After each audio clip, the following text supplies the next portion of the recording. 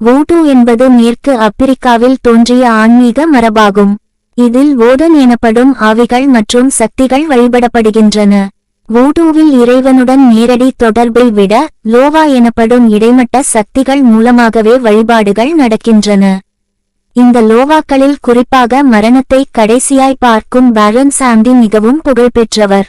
இவர் மரணத்திற்கும் மறுமைக்கும் இடையே வழிகாட்டும் ஆவி என நம்பப்படுகிறார்.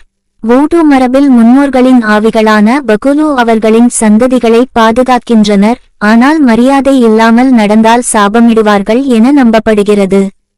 வோடூவில் ஜாம்பி என்பது மரித்து உயிரிழந்தவர்களை உயிருடன் உள்ளவர்களாக கட்டுப்படுத்தும் ஒரு தந்திரமாக கருதப்படுகிறது.